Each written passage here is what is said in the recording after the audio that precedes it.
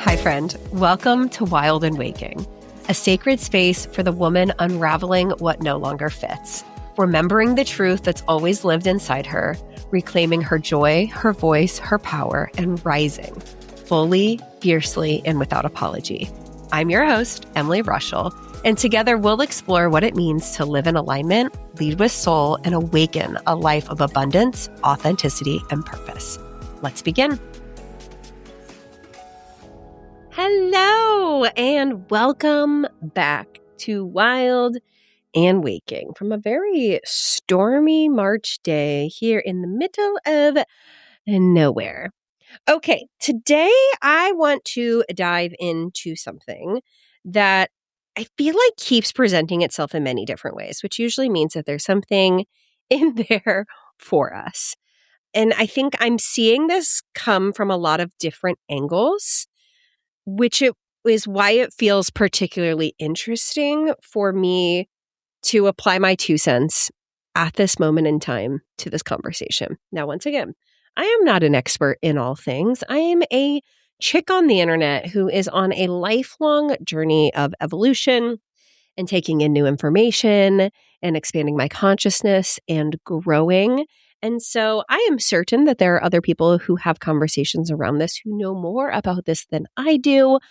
But here we are today. This is what we're bringing to the table. So over the past couple of years, I have seen a lot of very different content and ideologies related to the feminine or the divine feminine, right? On one hand, because I live in a very small town, rural community and follow a lot of creators who live in spaces like that, right? Who might identify as being farm wives or farmers themselves or live very rural lifestyles.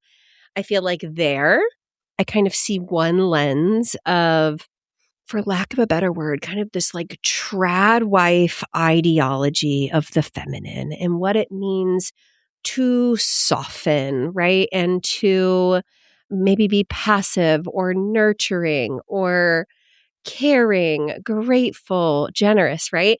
And oftentimes in those conversations, in the context of places like that, there's this very, religious spin on what it means to be feminine or to be in your feminine or submit to the feminine, right? And typically it has this, whether spoken or unspoken, language around, what it means to be a biblical woman, or what do they call it? Psalm 31 or Proverbs 31 or some shit like that, right? Like, what does it mean to be a good wife and a good mother and a good servant and be, in the feminine essence? Okay. So that's like one lens here.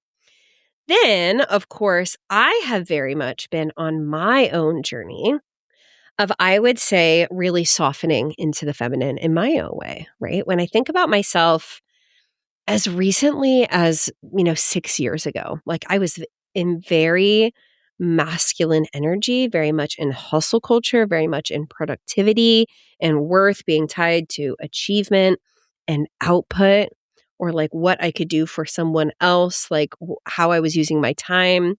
I even think about like the way I got started in this work was in like a very masculine capacity, right? I was talking about goals and habits, and I was training for a half marathon, right? Nothing inherently wrong with any of those things, right? But they were very much check things off the list, which is how I would define much of my like conscious adult life of like, how can I check all the things off the list to do all the things I need to do to be the most successful, most productive, most loved because of what I can accomplish. Okay. So over the past couple of years, there has been this untangling for me, which I've talked about in several episodes before, of like, decentering or removing my worth from what I'm doing, right? And starting to get into more creative flow, learning to understand, listen, tap into, trust my intuition, right?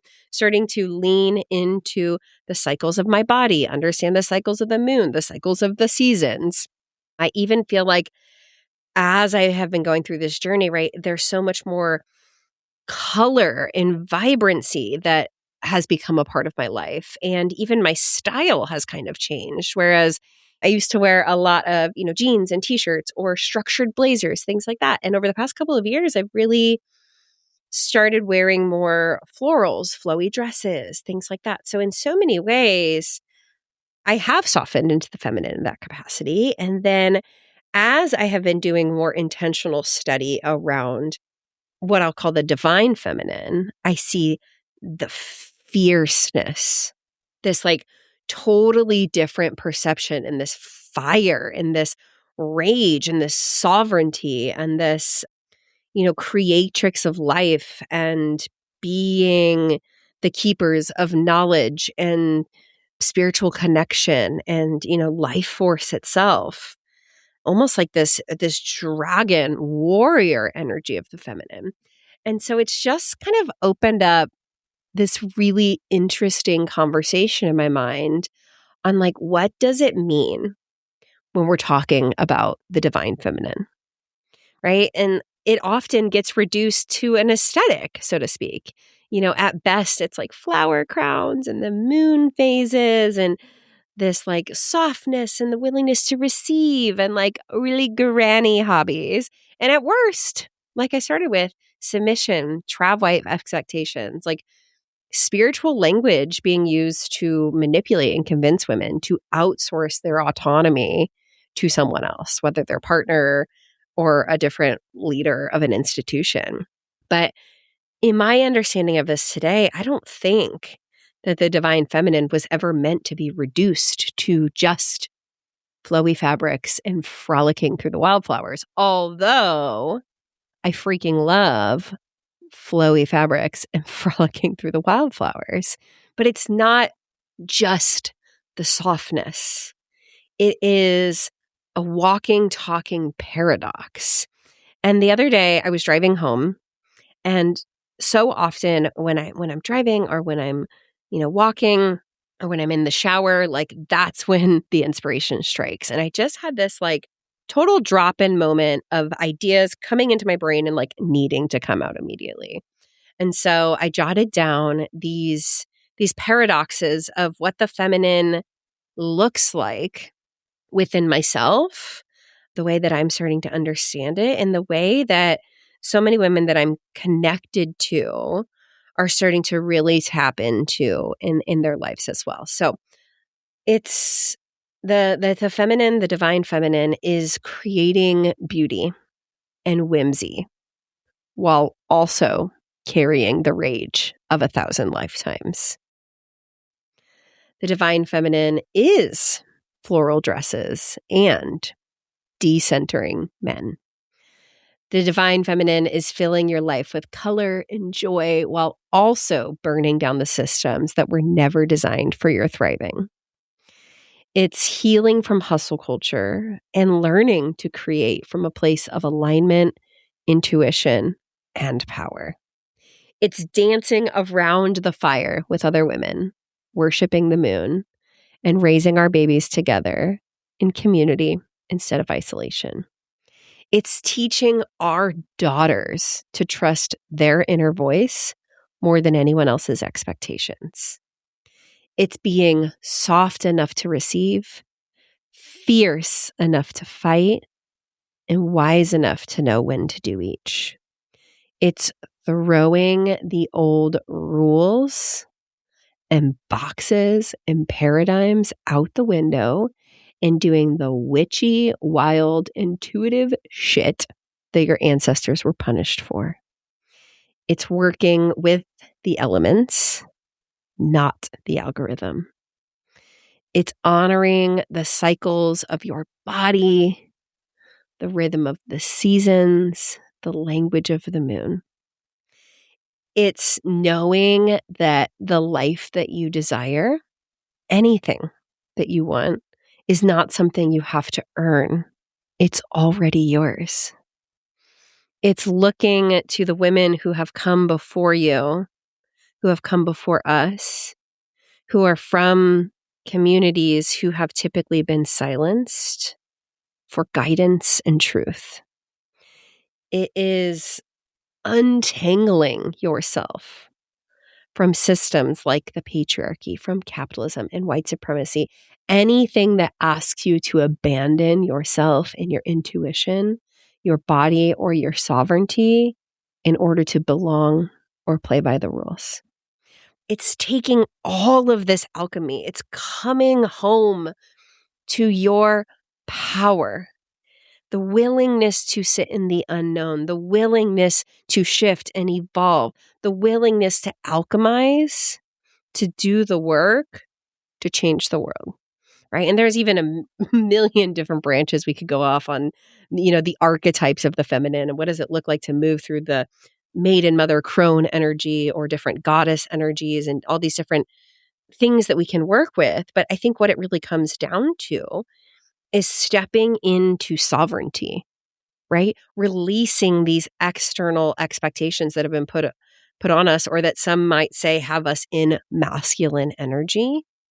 And instead, not just softening into a meek, passive version of the feminine, but softening into the rage, softening into the fire, softening into the alchemy, softening into the sovereignty, and using all of that to drive our missions and our movements forward, using all of that to have the autonomy and leadership in our lives, in our families, with our children, teaching them from the inside out. What does it look like to know, love, and trust yourself? What does it look like to not only challenge systems, but be a part of reciprocal community, right? We talk a lot about, what does it look like to rebuild the matriarchy?